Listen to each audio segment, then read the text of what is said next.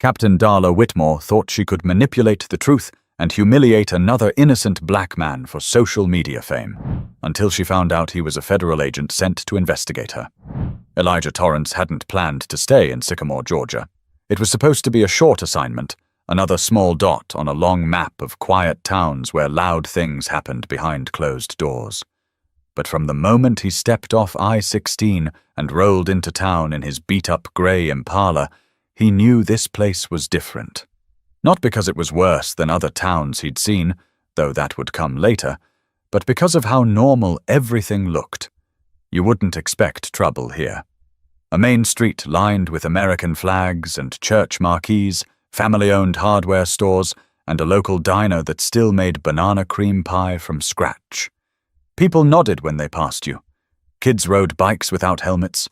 There was even a local car wash fundraiser every other Saturday in the church parking lot. To the people of Sycamore, Elijah was just another face. Black, yes, and new in town, but polite, clean-cut, and quiet. He rented a modest one-bedroom just outside city limits, picked up groceries at the Piggly Wiggly, and paid in cash. No criminal record, no local ties, and no online presence beyond a basic LinkedIn page. He told the landlord he worked in security, and that was the end of it. Every night around 7, his neighbors would see him leave in his car. They assumed he worked a late shift. In a way he did, but he wasn't going to a warehouse or a night desk job. He was watching and listening. What the town didn't know, what not even the police knew, was that Elijah was deep undercover, an FBI agent assigned to monitor reports of discriminatory policing and potential civil rights violations in rural jurisdictions. For nearly 2 years, he'd bounced between small towns in Alabama, Louisiana, Mississippi, and now Georgia. Quiet places where people looked the other way or shrugged things off as just how it is around here. But Elijah had heard enough stories to know that how it is didn't mean it was right. His job was to blend in, observe, document, and when necessary, intervene. But only when the damage could be contained, and the evidence was strong enough to hold up in court. You only get one chance to expose a department from the inside. One misstep, and the whole operation falls apart. And Sycamore had already given him enough red flags to know he was in the right place. It started with the traffic stops. Always the same profile. Young, black, out-of-county plates. Pulled over for weaving, dark tint, suspicious behavior. Rarely any tickets. Never any official reports, just a quiet intimidation game, played on the side of the road with a badge and a flashlight. Elijah had been tracking it all, logging patrol patterns, matching badge numbers to bodycam uploads, even cross-referencing timestamps on social media posts. And there was one name that kept coming up over and over again. Captain Darla Whitmore. She wasn't just the face of the department, she was its brand. At 42, she'd become a local celebrity, known more for her viral TikTok clips than for her actual police work. Her videos had catchy music, dramatic edits, and millions of views. She framed herself as tough but fair, claiming she was rebuilding trust between cops and the community. But Elijah could see right through it. The stories she told didn't match the reports. The people she arrested didn't match the charges. And the ones she embarrassed online? They never filed complaints. Because in Sycamore, you don't speak out against the police. You just move on, if you're lucky. Elijah didn't speak out either. Not yet. His job wasn't to react. It was to watch and wait. So he kept his head down. He walked the long aisles of the local pharmacy on Sundays like everyone else. He went to barber shops and let old men talk around him. He memorized street names and noticed which businesses stayed open late and which ones locked up early, depending on who was hanging around. He waited. And then, one night, without warning, Captain Whitmore made her move. She didn't know who he was. To her, he was just another black man walking out of a gas station at the wrong time. She wanted content, something dramatic, something that would get likes, clicks, and praise from people. Captain Darla Whitmore had built her reputation one edited clip at a time. At first glance, she was everything a small-town police chief could hope for in a public-facing officer. Sharp uniform, sharp tongue, and the kind of confident walk that made people pause when she entered a room. But behind the scenes, Darla wasn't chasing justice. She was chasing engagement. Darla's rise in the Sycamore Police Department came at the same time she was rising online. After one of her patrol videos, where she calmly de-escalated a tense domestic dispute, racked up 2.3 million views, something clicked. It wasn't about the work anymore. It was about the numbers. She leaned into the role, started calling herself Cap in videos, wore her badge a little higher on her chest, bought a dash-mounted GoPro for dramatic angles. She even hired a freelance video editor from Atlanta to clean up her content before uploading it. Fast cuts, a little music, a well-timed caption like, "This is why I wear the badge." Her followers loved it. Local mums shared her videos in neighborhood groups. Young conservatives praised her no-nonsense approach. She started doing interviews, podcasts, even a short-lived live stream called Ride with Whitmore, where she answered questions between calls. But the truth was, her department was understaffed, undertrained, and barely holding things together. Morale was low. Officers rotated out faster than new hires could be processed. But none of that mattered, as long as Darla kept the town looking good. Online. She'd made herself the brand. But to some of her colleagues, especially those who'd been around longer, she was becoming a problem. She picked flashy calls. She didn't write reports unless she could use the footage later. And more than once, her arrests raised eyebrows, especially when her edited videos didn't match the uncut bodycam recordings stored in evidence. Still, she had the public on her side, and in a town like Sycamore, where perception was everything, that was enough. Then came the late October patrol. It was a slow Thursday night. Nothing unusual.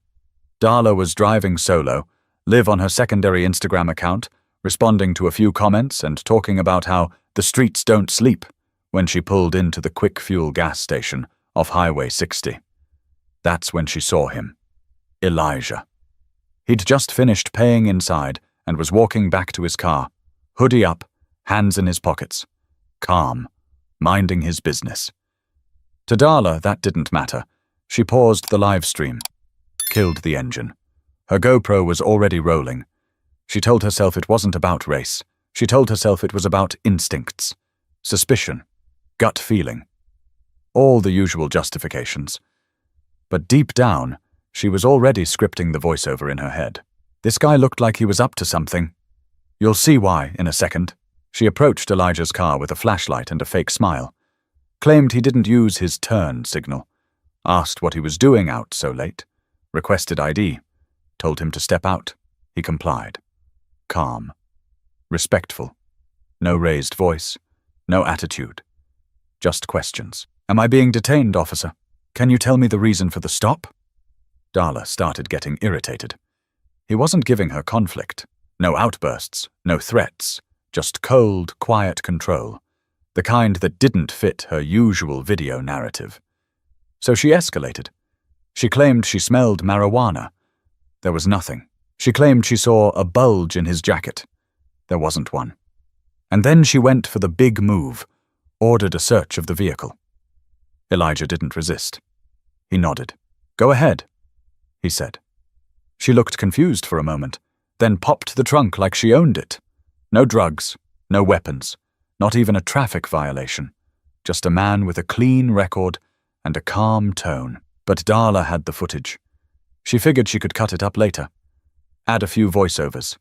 Maybe a stay alert caption. Keep the followers happy. What she didn't know, what never crossed her mind, was that the man she just tried to humiliate. Elijah didn't flinch. As the patrol car's lights lit up behind him in the quick fuel parking lot, he took a slow breath and slid his license and registration onto the dashboard before Darla Whitmore even stepped out of her cruiser. He knew this moment was coming. Not if, when. Darla approached with that performative energy he'd already seen in half a dozen of her viral clips. Left hand on her belt, right hand gripping a flashlight, chin slightly raised like she was already speaking to an imaginary camera.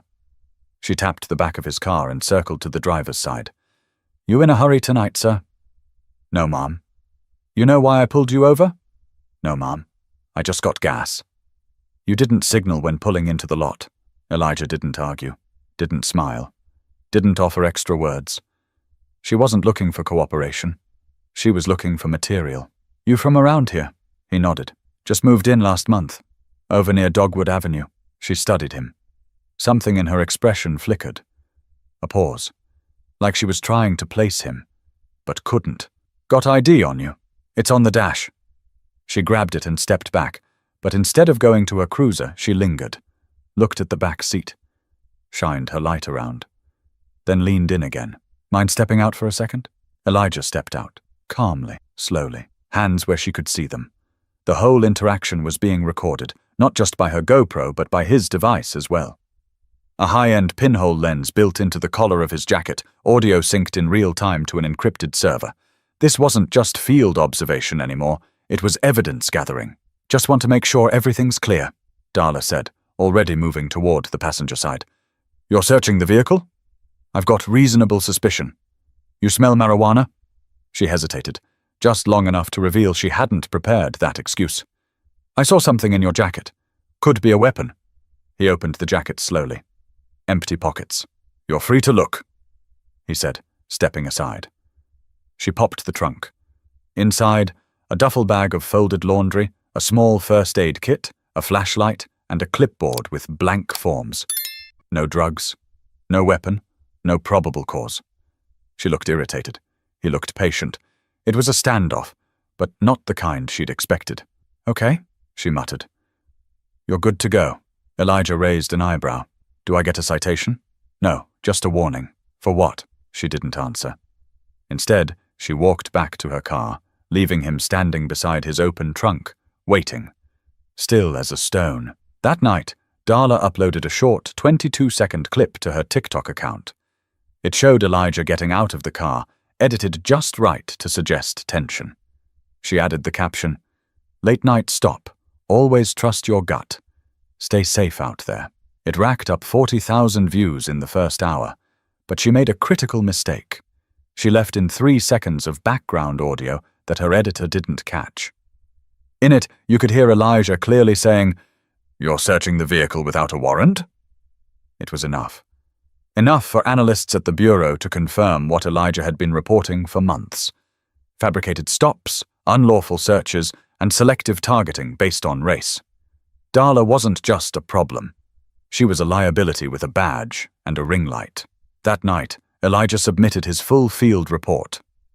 Footage, timeline, GPS logs, the works. He titled it, Subject 009, Live-Streamed Misconduct, Sycamore PD. At Quantico, red flags were triggered. Lawyers were looped in. A supervisor made the call. The investigation would accelerate. No more observation. It was time to act. But back in Sycamore, Darla still had no idea. To her, it was just another win. Another reminder that she was the face of real policing. She told herself she'd handled it well, kept control, stayed composed, didn't escalate. She had no idea. By sunrise the next morning, Captain Darla Whitmore's viral clip had crossed 100,000 views. The comments were full of praise. Another thug off the street. This is what policing should look like. She's a hero. Every town needs a Whitmore. She soaked it in. Sat at her desk with her phone propped up against her coffee cup, scrolling through the engagement like it was a badge of honor. She didn't notice, or didn't care, that a few commenters were starting to ask questions. Wait, what did he even do? Didn't hear anything about a warrant? Is there a full version of this? She ignored them. Always did. The algorithm didn't care about context, and neither did her audience. She'd learned early on that control of the narrative mattered more than accuracy. Clip the right 20 seconds, and people would believe anything. But that morning, something was different. At 9:13 a.m., her lieutenant walked into her office with a tight look on his face. He closed the door behind him. "We got a call," he said. Darla raised an eyebrow. "About what?" "Internal affairs. Something came through state channels. Anonymous complaint. Your video from last night." She scoffed. "You're kidding." "Nope. They're requesting the full body cam. Audio and everything. And they want your incident report. Today." She paused. thought fast. There was no incident, no citation, just a warning. They're saying you conducted a search. I had reasonable suspicion. He studied her.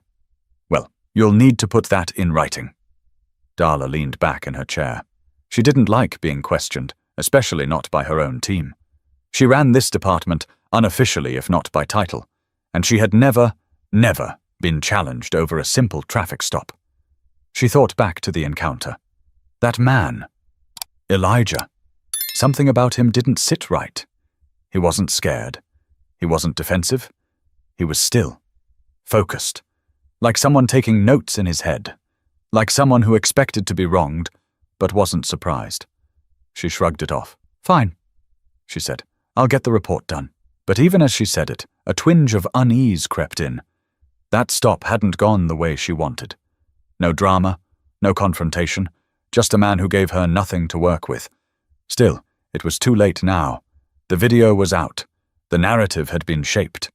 And in her world, that was all that mattered. Until her phone buzzed again. This time it wasn't from TikTok. It was a text from a number she didn't recognize. Just one sentence. You're not the only one with a camera. Darla stared at it. No name, no emoji, no context. Her first instinct was to dismiss it as a troll. She got those sometimes.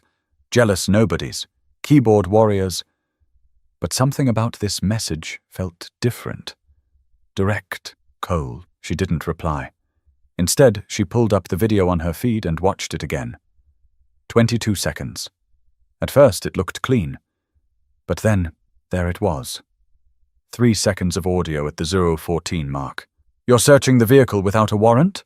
And then her voice. I've got reasonable suspicion. Her stomach dropped. She hadn't meant to include that part. It was too specific, too real. She'd told her editor to cut anything procedural. Keep it sharp, emotional. But apparently he'd missed it. She called him. No answer. Left a voicemail. Delete the clip. All platforms. Now. But it was already too late. Within an hour, the video had been downloaded, reposted, and broken down frame by frame by a civil rights lawyer on X. He called it a textbook case of Fourth Amendment violation. The thread was gaining traction fast. National accounts had started retweeting it. By noon, her inbox was full. Her lieutenant came back. Just got off the phone with someone from the DOJ. They want to talk. Something about prior complaints. They mentioned Elijah Torrance didn't smile when the report pinged through. It was a quiet acknowledgement, not a victory lap. The data package he received from Quantico confirmed what he already suspected. His encounter with Captain Darla Whitmore had triggered a federal alert. Internal Affairs had flagged her bodycam footage, cross-referenced her stop history, and noted a troubling pattern. The Bureau's Civil Rights Division had been circling Sycamore for months. Elijah's evidence just kicked the door open. At his modest apartment on the edge of town, he pulled a hard case from beneath the floorboard. Inside were 3 encrypted drives, a backup recorder, and a secured laptop linked to the Bureau's field portal. He opened the most recent file, Subject 009. The folder now had a red banner at the top. Priority status updated. Immediate field support pending. Translation: HQ was no longer watching. They were moving in. Elijah had been working solo for nearly 7 months in Georgia. Before Sycamore, he'd embedded in Jasper County, where a sheriff's deputy was caught using seized vehicles for personal errands. That case led to 2 quiet terminations and a department-wide retraining initiative. But this was different. Darla Whitmore wasn't just misusing authority, she was weaponizing visibility. Her videos weren't just tone-deaf or poorly timed, they were edited tools of narrative manipulation. The people she targeted? All carefully chosen. All black. All male. None of them had criminal records when she stopped them. And that wasn't the worst part. The Bureau had been piecing together bodycam data and social posts from her last 18 months. In at least 6 cases, her reports didn't match what the footage showed. Minor charges filed, then dropped. Evidence collected with no probable cause. In one case, a 19-year-old student was searched at gunpoint for appearing nervous. No weapon, No drugs. Just a hoodie and a cracked phone. The student never filed a complaint. He didn't know how. He didn't think it would matter. Elijah had found his name in a data dump and tracked him down. He'd asked, "Why didn't you speak up?" The kid had answered, "Speak up to who? The whole town follows her on TikTok." That's when Elijah understood the deeper problem. This wasn't just about bad stops or bad policy. It was about fear in silence. People too scared to speak because the person doing the harm had already shaped the story before they could. And now that same officer had turned her camera on him. He pulled up the footage she'd posted. He watched it again, this time pausing at each moment she altered the narrative through editing. 1 second trimmed here to cut his question. A filter applied to boost contrast, making the scene appear darker, more hostile. Her voice slowed slightly, just enough to sound more composed, more in control. It was subtle. It was calculated. But she didn't know he had the raw version. Elijah's lapel camera had caught it all. Unaltered, time-stamped, uncut. It also had synced GPS data, matching precisely with dispatch logs and her cruiser's route.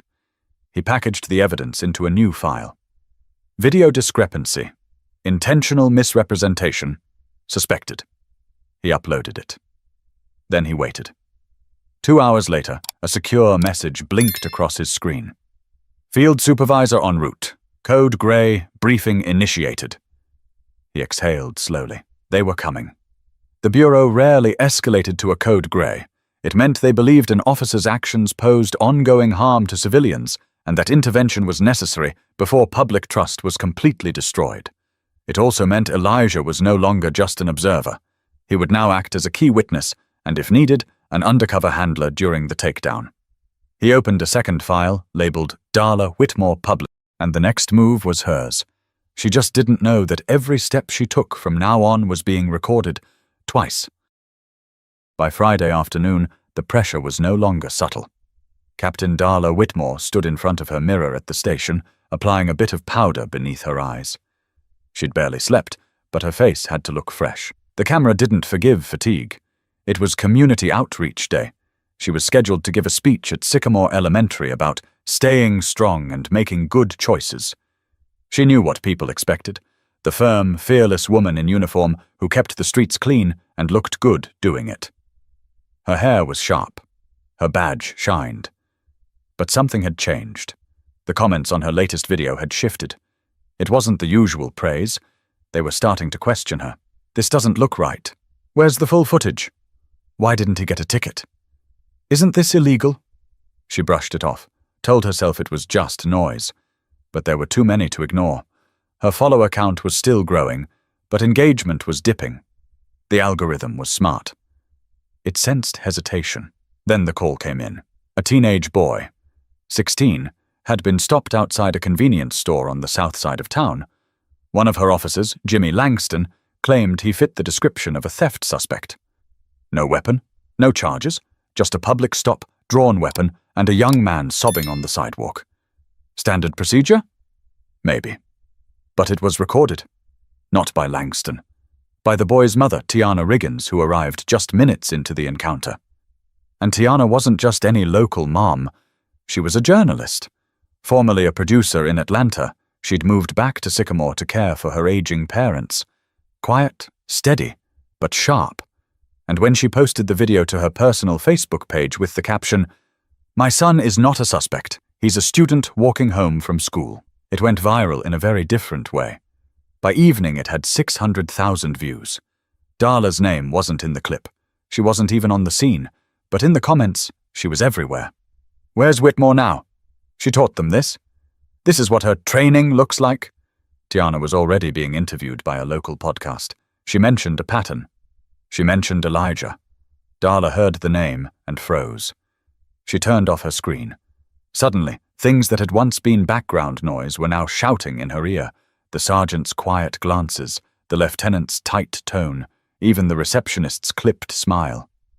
She walked through the station and noticed 2 officers huddled over a computer, whispering. The room fell silent when she passed. She went into her office, shut the door, and opened her internal dashboard. 6 bodycam review requests, 4 from outside agencies, one marked urgent, another marked DOJ. That one made her chest tighten. She picked up her phone and called Officer Langston. "Don't say anything without me present," she said flatly. "Not to press, not to IA, no one." He was quiet on the other end.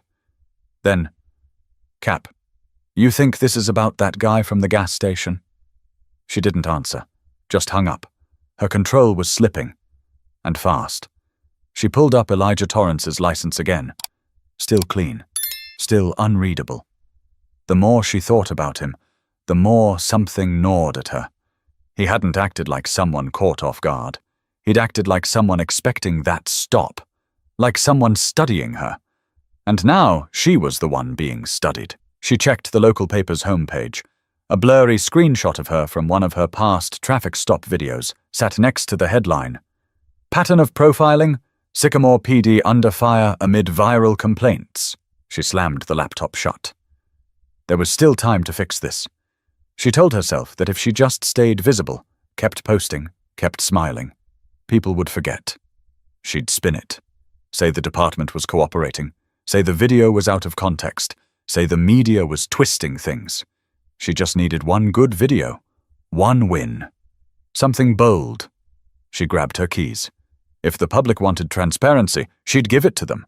She'd make another stop tonight, one that couldn't be misinterpreted, one that would put the doubt to rest.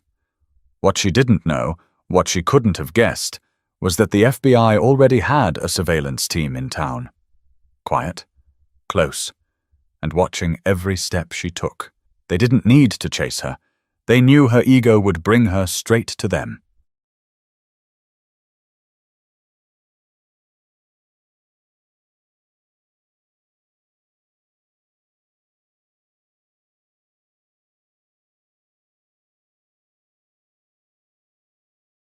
By Monday morning, Sycamore didn't feel like the same town. It wasn't just the news stories, though they were impossible to ignore. The Savannah Ledger ran a headline that made its way into the grocery stores and barbershops by noon. Captain Whitmore accused of targeting black residents amid viral videos. And just beneath the fold, a second story. Who is Elijah Torrance? That one had no photo, no background, just speculation. People started asking questions. Not loudly at first, but in passing. At the diner, the lady at the register whispered to the cook, "Did you hear about that officer from the videos?" In church pews, glances passed when Darla's name came up during the weekly prayer requests.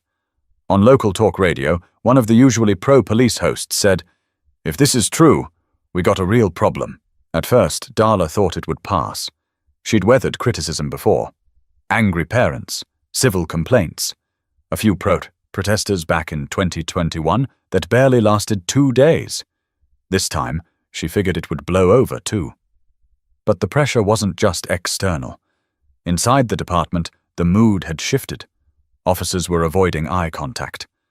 Conversations stopped when she walked into the room. Someone had printed out a still frame from one of her videos and taped it to the back of the break room fridge with a sticky note that read, "Not everything needs to be content." Darla ripped it down without a word. Then came the phone call from the mayor's office.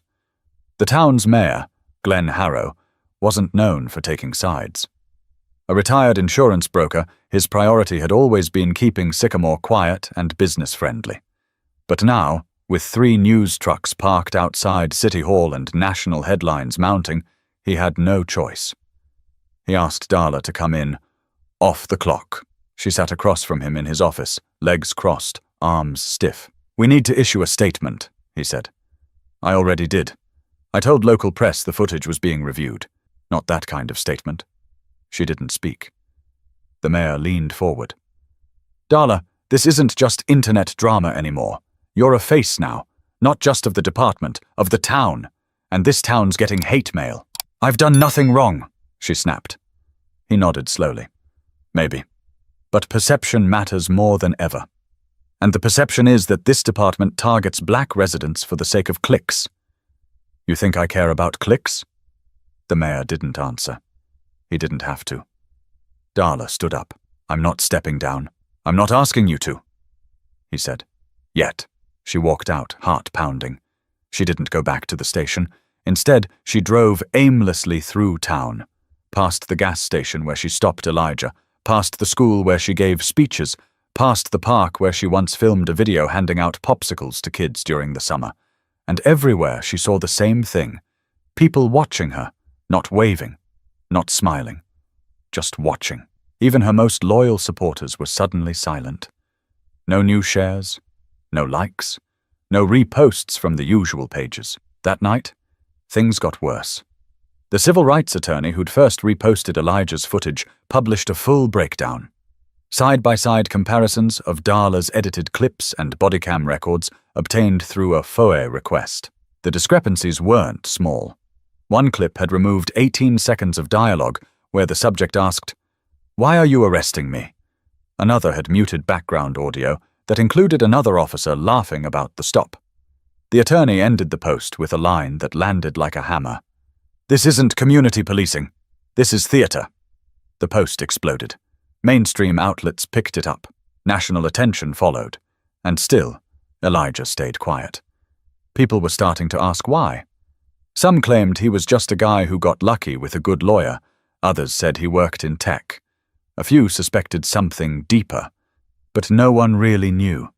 And that made people uneasy. Because Elijah wasn't playing the role they expected. He wasn't out marching, wasn't tweeting, wasn't appearing on. Darla knew it had to be that night. Too much was slipping through her fingers. Her reputation, her department's unity, the public's favor. If she let the momentum tilt any further, she wouldn't just lose her rank. She'd lose the entire narrative. And once the public rewrites your story, there's no getting it back. She couldn't allow that. So she decided to force the story into her own hands again. She called Officer Langston, who still owed her loyalty, barely, and told him to meet her at the old industrial park on the east side. It was mostly vacant these days. Just a few storage units and a concrete skeleton of a warehouse where teenagers sometimes hung out to smoke. "Routine patrol," she said. "We'll check on a few loitering complaints. Bring your vest. Leave your bodycam off." Langston hesitated. "That's against protocol." "So is leaking footage to the press?" She snapped. He didn't argue again. What she didn't know, what she couldn't know, was that the Bureau had bugged her phone 2 days ago. The minute she gave that location, a black SUV 3 blocks over flicked its headlights twice and started rolling. 2 agents followed in a separate vehicle, staying just out of sight. This wasn't improvisation anymore. It was containment. Elijah had briefed them just that morning. He'd warned them. She's going to do something reckless. Watch for isolation. Watch for setup. If she calls backup last minute or deviates from her patrol grid, be ready. They were ready. But Darla still thought she was ahead. At 8:42 p.m., she pulled into the gravel lot behind the industrial park. Langston was already there, leaning on the hood of his car. He looked nervous. Rightfully so. "What's the play?" he asked. She tossed him a clipboard. "I got a tip. Said that same guy from the gas station, Torrance, has been hanging around here at night. No clear reason. Might be casing something. If he shows up, I want it documented. Quick and clean." Langston narrowed his eyes. "You serious?" "I'm not planting anything," she snapped. "We're just watching. If he runs, we follow. If he resists, we detain." Langston didn't speak for a moment. "You sure this is smart?" But she was already walking toward the back of the building. Across the street, parked beside a row of darkened storefronts, 2 agents in plain clothes adjusted their comms. One raised a small camera to the windshield. Another clicked a mic twice. Elijah was already nearby. He wasn't wired tonight. He didn't need to be. He was watching from a second-story window of a neighboring building. Every move Darla made was visible. Every step was being recorded. She'd wanted control. Now she was the center of a live case file. 9:07 p.m. Darla positioned herself behind a rusted container with a full view of the alley. She held her flashlight low, just under her belt line. Classic bait setup. She expected Elijah to walk by, maybe approach the building like he was scoping it out. She figured she'd intercept him. Ask questions, create tension. Enough to pull her GoPro off her vest and start filming. Except Elijah didn't show. Instead, her radio crackled. Unit 3 to Captain Whitmore. You've got a code 15. Immediate request for location check. She frowned. Say again. The voice repeated. Dispatch has received an anonymous tip. Possible misconduct in progress at the industrial park. Her stomach turned. Then came another voice. One she didn't recognize. Captain Whitmore, this is Special Agent Robert Mencken with the Federal Bureau of Investigation. Please remain where you are. You are currently being monitored under an open federal inquiry. She stood frozen. Langston backed away slowly, hands raised. Across the street, the agent stepped out of the SUV. No guns drawn, just calm, practiced. The next morning, Sycamore woke to a different kind of silence. No new uploads, no filtered footage, no daily "stay safe out there" from Captain Darla Whitmore, just an eerie stillness over the town, like it knew something had snapped. At 6:48 a.m., a convoy of 3 unmarked vehicles rolled into the Sycamore Police Department lot. The officers inside weren't local. They didn't speak to the dispatch desk or stop to chat. They carried sealed folders, wore plain suits, and moved with quiet authority. The warrant had been signed overnight. Inside her office, Darla sat motionless. She hadn't gone home. She hadn't even moved from her desk since the night before. Her gun and badge sat on the edge of the table, untouched.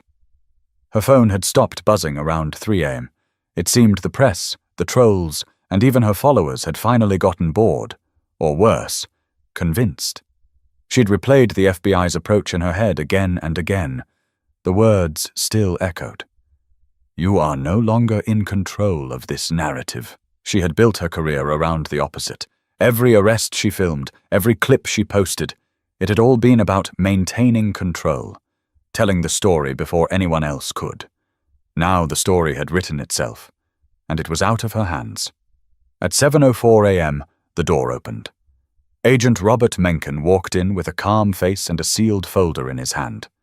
Captain Whitmore, he said, we're serving a federal arrest warrant.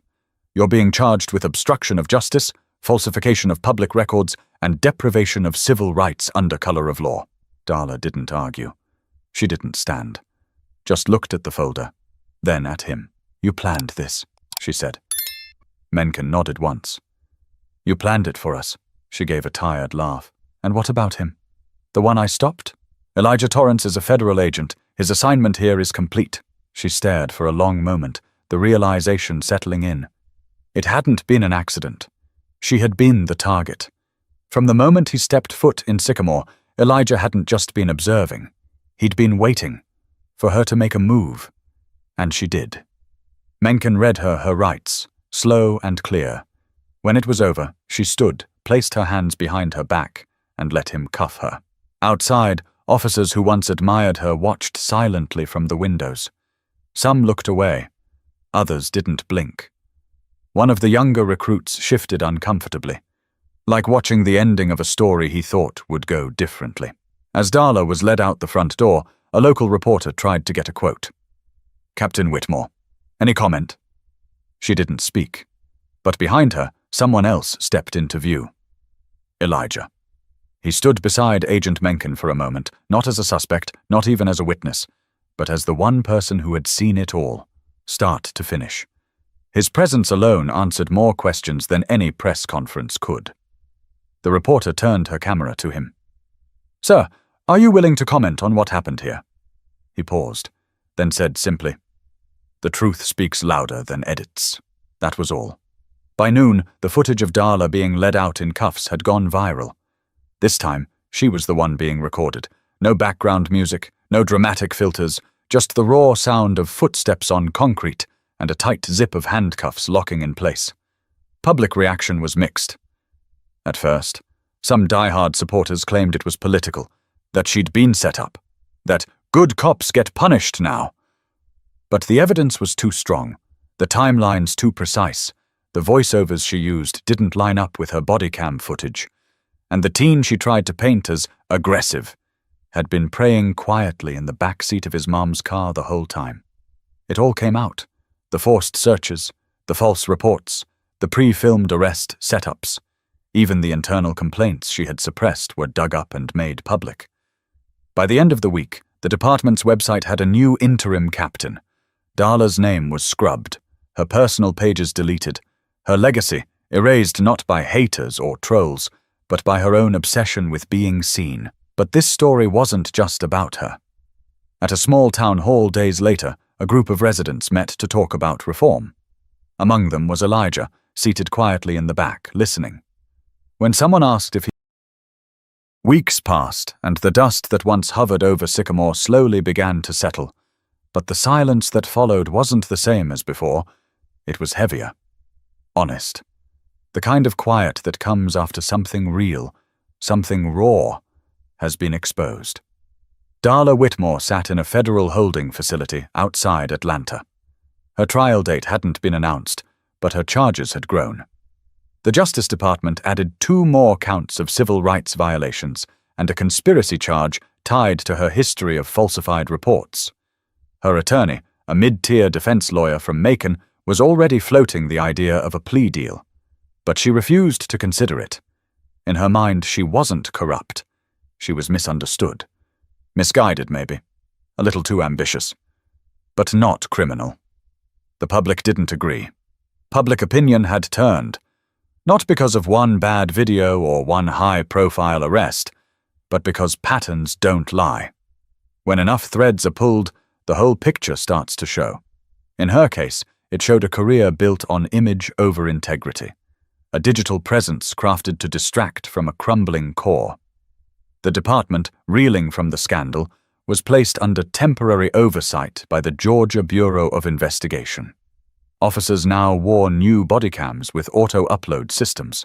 Internal reports were double audited. And for the first time in years, Sycamore PD held public listening sessions. Uncomfortable, emotional, and absolutely necessary. And Elijah? He was gone. Just like that. No farewell party, no press appearance, no badge ceremony. One morning, his apartment was empty. The only thing left behind was a note taped to the door that read, "Healing starts when truth is louder than fear." But his impact lingered, not just in policy or press. In people.